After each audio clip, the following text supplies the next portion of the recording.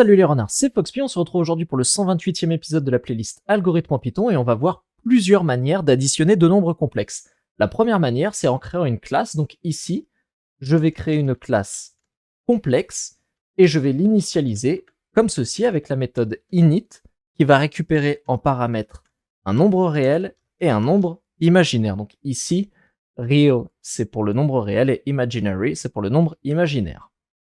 Alors, self.re, c'est le nombre réel qui sera stocké dans le nombre complexe, donc il sera égal à real, et le nombre imaginaire, donc on va faire self.im, il sera égal à imaginary. Donc là, on a de quoi instancier notre nombre complexe.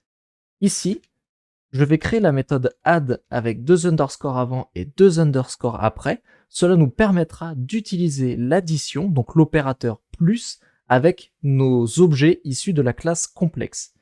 Ici, ça va prendre en paramètre self, donc l'objet lui-même, et over, qui est un autre nombre complexe.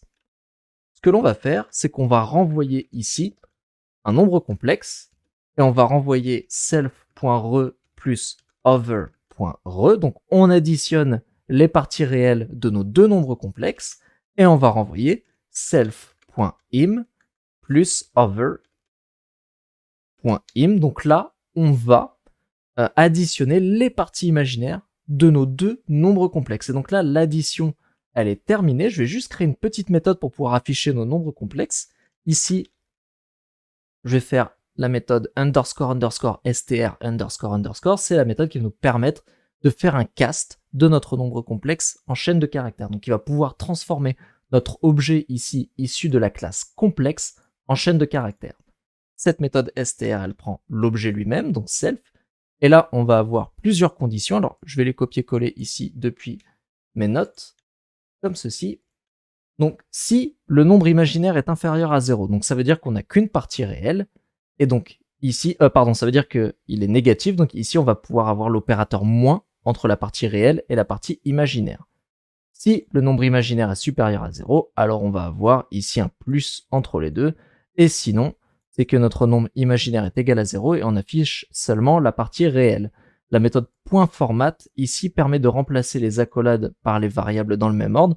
Donc ici, la première double accolade va être remplacée par la valeur de self.re et la valeur de la deuxième accolade va être remplacée par la valeur de la valeur absolue de self.im. Ok, ici c'est un peu la même chose, hein. Ici les premières accolades ça va être remplacé par self.re et la seconde accolade ça va être remplacé par self.im. Donc là, on peut faire un test, donc Z1 qui sera notre premier complexe, on va faire ici 1 plus 2i. Z2 qui sera notre deuxième nombre complexe, on va faire 0, 3. Et là, si je fais Z1 plus Z2, cela nous crée un objet complexe, c'est l'objet complexe qui est renvoyé ici.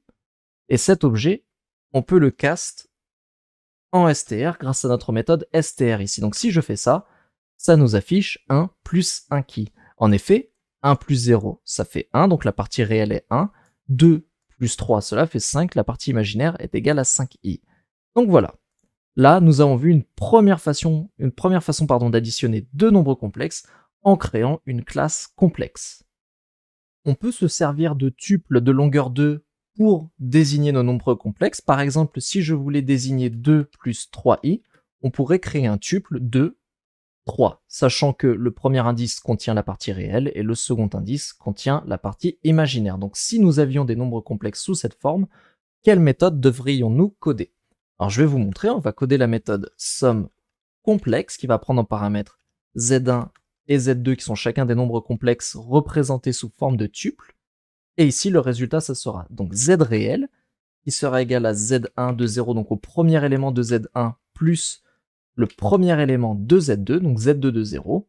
Et la partie imaginaire, ça sera égal à z1, 1, donc le deuxième élément de z1, plus le deuxième élément de z2, donc z2 à l'indice 1. Maintenant, on peut renvoyer un tuple z réel, z imaginaire. Là, nous avons une somme de deux nombres complexes en se servant de tuples pour recréer nos nombres complexes. Alors, ici, je vais juste créer une petite méthode qui va s'appeler print complexe, qui va nous permettre d'afficher nos nombres complexes.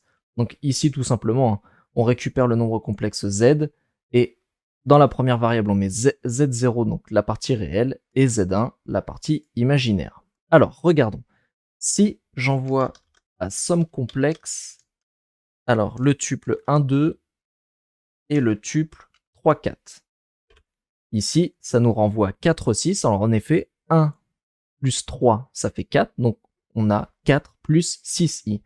Pour l'afficher correctement, on peut utiliser la méthode print complexe. Ici, print complexe, hop, de somme complexe. Et là, on a 4 plus 6i. Si nous avions moins 4 ici, hop, là, nous aurions 4 plus moins 2i. Si nous avions ici 0, nous aurions 4 moins 4i. Donc ici, ça affiche 4 plus moins 4i. Il aurait fallu refaire les conditions comme tout à l'heure. Là, c'est juste un print rapide pour voir le résultat. Donc ici, on peut se servir de tuple pour recréer des nombres complexes et ensuite les additionner. Sachez également que Python gère déjà en interne les nombres complexes.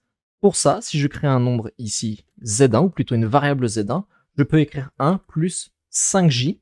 Et là, si je tape type de z1, il va me dire que c'est un nombre complexe. Alors ici, ce n'est pas le i, puisque le i en informatique, eh bien, il a un autre job à temps complet, hein, c'est la variable dont on se sert pour les itérateurs. Donc ici, il faut utiliser j, mais on peut créer des nombres complexes directement avec Python. Donc ici, si je tape z2 est égal à 1j, à présent, je peux additionner mes deux nombres complexes, z1 plus z2, ça donne 1 plus 6j. Et en effet, 1 plus 0, ça fait 1, 5j plus 1j, ça fait 6j. Donc on peut tester avec deux autres nombres complexes. Ici, j'aurais pu mettre moins 2 plus 3, et ici, on va mettre 1 plus 1j. Allez, non, on va changer, on va mettre 2. Hop, on se retrouve avec moins 1 plus 5j, donc moins 2 plus 1, ça fait moins 1, et 3 plus 2, ça fait 5. Donc là, directement, sans rien avoir à coder, vous pouvez également manipuler les nombres complexes en Python grâce ici au mot-clé J.